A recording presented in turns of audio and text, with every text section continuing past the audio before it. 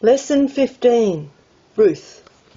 Thy people shall be my people, and thy God my God. Reading Ruth, chapters 1, 2, 3 and 4. Objective. As a result of learning about Ruth, you will understand the importance of loyalty in your relationship with God, with your family and with your friends. Background. The story of Ruth is set in Bethlehem during the days when the judges ruled. Chapter 1, verse 1.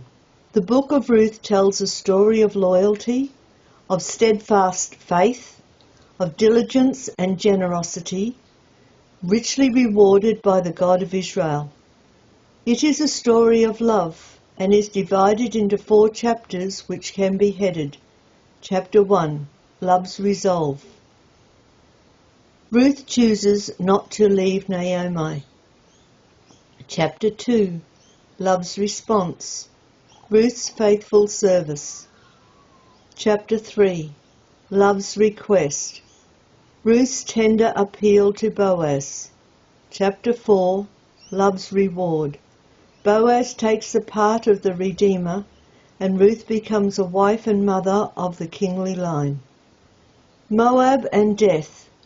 Ruth chapter 1, verses 1 to 5. At some point during the times of the judges, a famine gripped the land. Bethlehem, the house of bread, was empty of food. Elimelech, a resident of Bethlehem, abandoned his inheritance and went to live in Moab with his wife Naomi and his 2 sons, Mahlon and Chilion. Chapter 1, verses 1 and 2. The following years were full of tragedy for Naomi. First her husband died. Chapter 1, verse 3. Her sons then married Moabitish women, Orpah and Ruth. Chapter 1, verse 4. Strangers from the covenants of promise, in direct contravention of a clear commandment. Deuteronomy 7, verses 3 to 4. There were no children from either marriage. Chapter 1, verse 4. Then her sons died, and she was left with her 2 daughters-in-law. Returning from exile. Ruth chapter 1, verses 6 to 22. Then came some good news. The famine had broken. Yahweh had visited his people in giving them bread. Chapter 1, verse 6. Naomi determined to return, and her daughters-in-law accompanied her loyally. But Naomi's mind was working. She could see no point in these women leaving their home to go with her. She reasoned that they had a better chance of starting again if they stayed in Moab. With a prayer for their future happiness, she urged them to return to their parents and kiss them goodbye. Chapter 1, verses 8 to 9. Upset at the thought of separation, they insisted on returning with her. Chapter 1, verse 9 to 10. But Naomi argued with them. Why will you go with me? She had no more sons to be their husbands. Chapter 1, verses 11 to 13. The logic was too powerful for Orpah, and she sadly said goodbye and left. In verse 14. But Ruth would not go, even when Naomi encouraged her to follow. In verse 15. Her mind was made up. Entreat me not to leave thee, or to return from following after thee. And where thou lodgest, I will lodge. Thy people shall be my people, and thy God my God. Where thou diest, I will die, and there will I be buried. Yahweh do so to me, and more also, if aught but death part me and thee. Chapter 1, verses 16 to 17. It was a wonderful confession of loyalty and love. Ruth had every reason to follow Orpah because Naomi could offer her nothing. She would even face racial prejudice and religious discrimination, for the law prohibited Moabites from participating in Israel's worship. Deuteronomy 23, verse 3. She could look forward only to a lonely existence in poverty. But she had 2 powerful reasons for staying with Naomi. A selfless love for the aging woman, who had suffered so much, and she had learned from her to trust in Yahweh, the God of Israel. She would not, like Orpah, return to her people and to her gods. When Naomi saw how determined Ruth was, she stopped trying to persuade her, and they continued on their journey. The principle for living: loyalty. Ruth had many admirable qualities, but it was her loyalty to Naomi and to Naomi's God that made the story of Ruth possible. What can we learn? 1. Loyalty is not self-centered. Ruth was prepared to remain with Naomi even when there was no hope of a husband for her, even when she had to leave behind all that was familiar, including her family, her homeland, and her religion. Ruth 1 verse 15 and Ruth 2 verse 11. Loyalty means forgetting about what we can get out of a relationship and focusing on what we can put into a relationship. Loyalty means recognizing and meeting the needs of other people, not our own needs. This may require great sacrifices on our part, as in Ruth's case. 2. Loyalty means supporting people whatever the circumstances. Ruth did not know what to expect when she reached Bethlehem. She would go wherever Naomi went and live wherever she lived. Ruth 1 verse 16.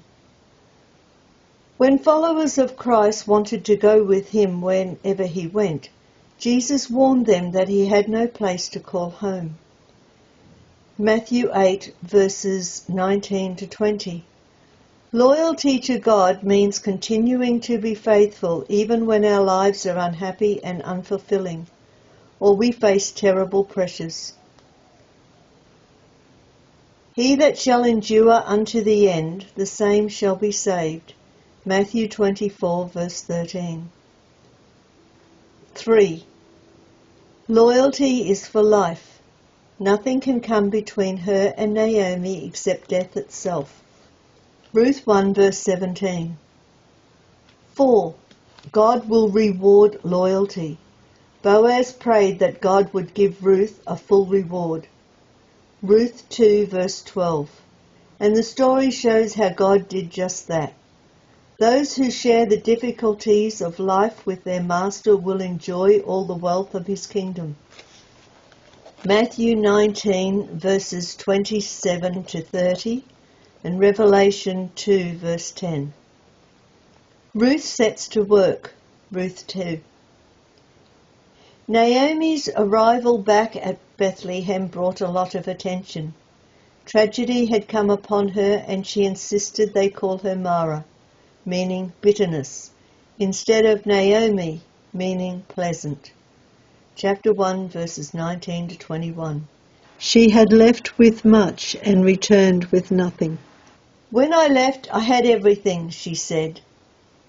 Now look at me.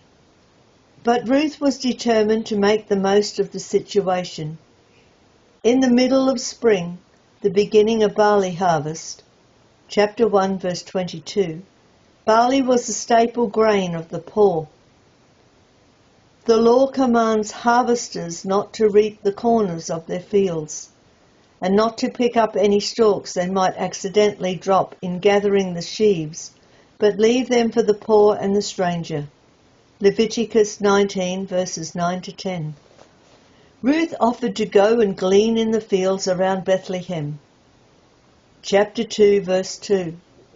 Picking up the occasional stalks the harvesters might drop. By God's providence she began in a field belonging to Boaz, a relative of Elimelech.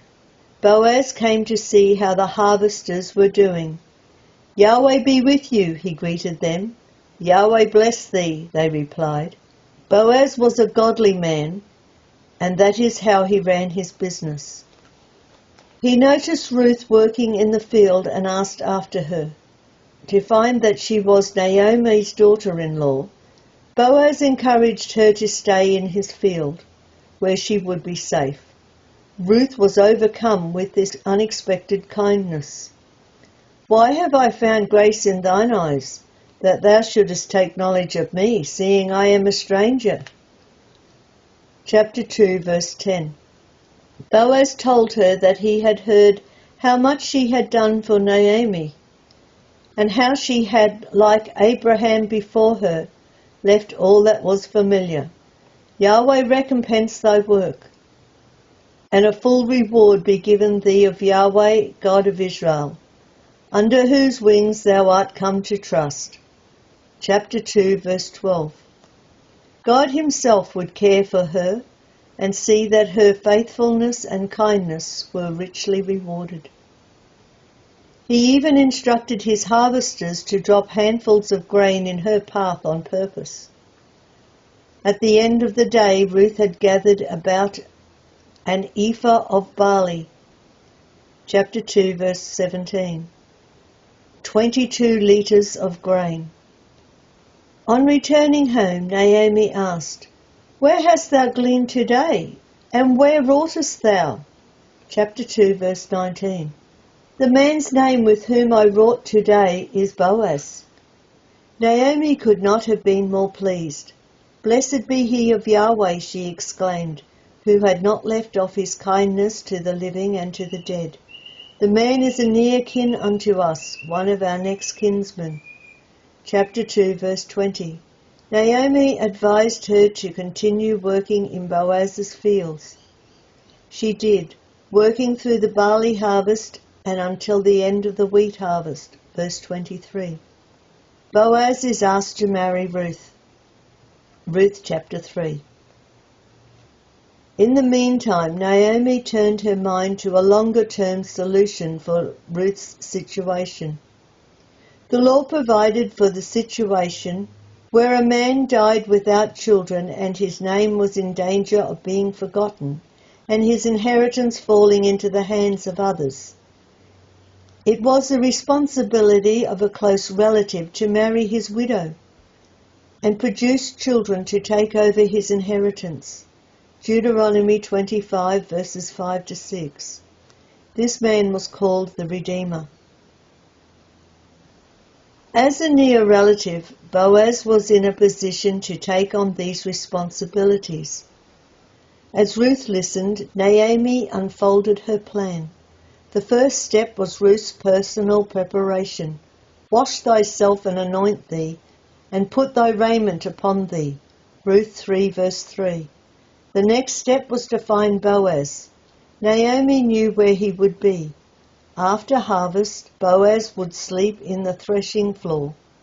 Naomi instructed Ruth to wait until Boaz was laid down to sleep, then lift the blanket that covered his feet and lie down at his feet. After that, Boaz would take charge. He will tell thee what thou shalt do. Ruth respectfully agreed to follow Naomi's suggestion.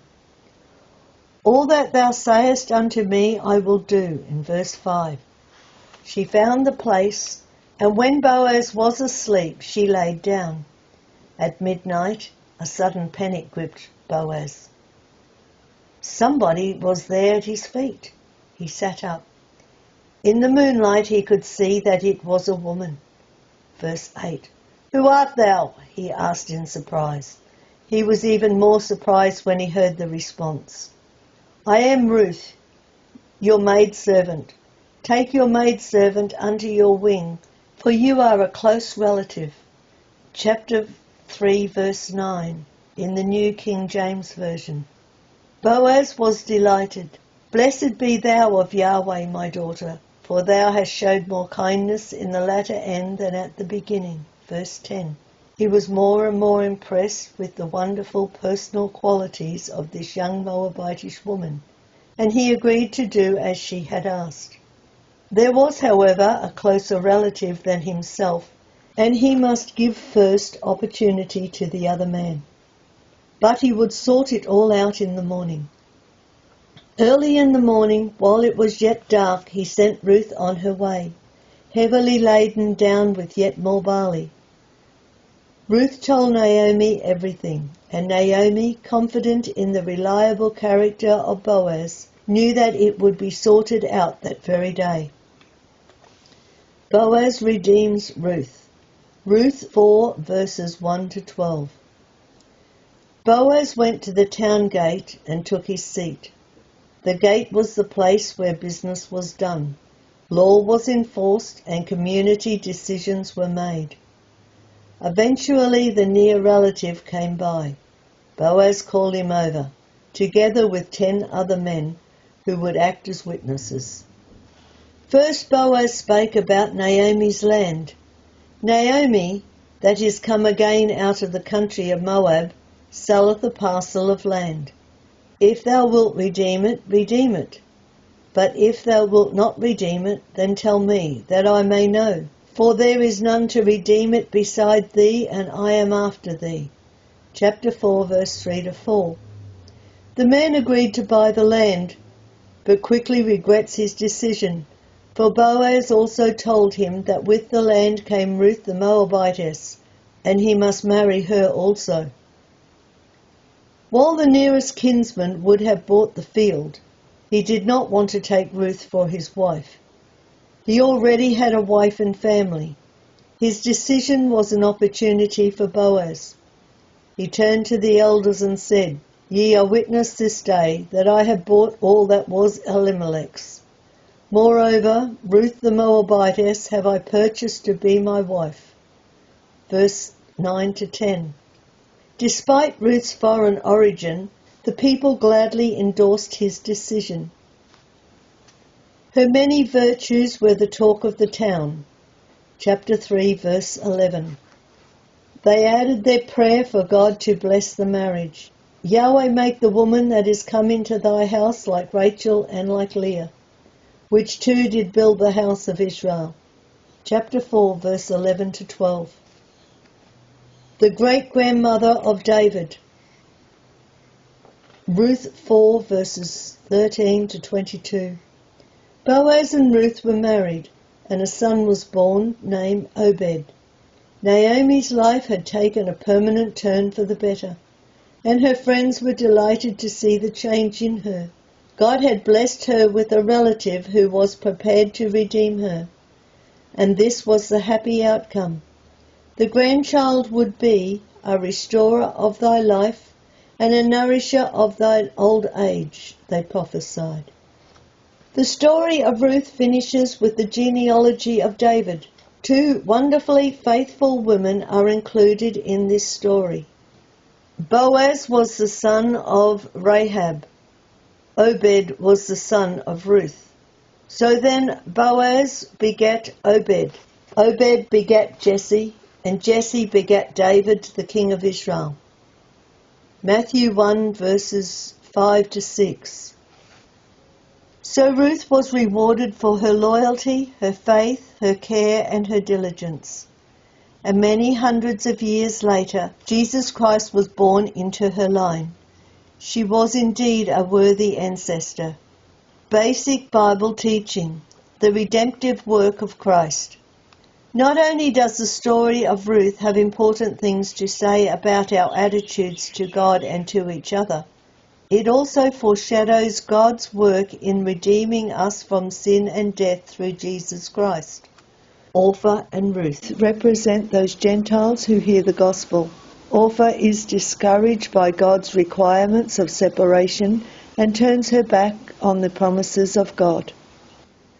Ruth represents those who cling to the God of Israel and his people Israel. These are delighted to receive the free gift of God through his Redeemer, which is far more abundant than anything they can achieve by their own labours. Romans 6 verse 23. As for redemption, we must wait for him to act. See Ruth 3 verse 18. Just as we wait for the redemption that is in Christ Jesus.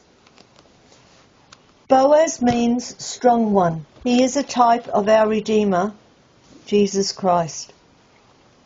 Romans 5 verse 6, 1 Peter 1 verses 18 to 19. Who seeks us for his bride, Ephesians 5 verses 25 to 32. Though childless, he would see his seed. Isaiah 53 verse 10. Like Ruth, we must prepare ourselves to marry our Redeemer by being washed from our sin. Revelation 7 verse 14. And clothed with righteousness. Revelation 19 verse 8. Summary. The book of Ruth tells a story of loyalty, of steadfast faith, of diligence and generosity, richly rewarded by the God of Israel. Apart from the powerful personal lessons that are in the story, we see in it further depth when we realize that it foreshadows God's redeeming work in Jesus Christ, to save us from sin and death when we are utterly helpless to save ourselves, and desperately in need of His intervention. God calls on us to recognize and respond to His invitation. Look unto me, and ye shall be saved, all the ends of the earth, for I am God, and there is none else. Isaiah 45 verse 22. These lessons are the words taken from the Christadelphian Sunday School Association notes. www.cssa.asn.au, used with permission. Email your questions to readthebible2@gmail.com, and we look forward to you listening to the next lesson, which will be called Samuel, the first of the prophets in Israel.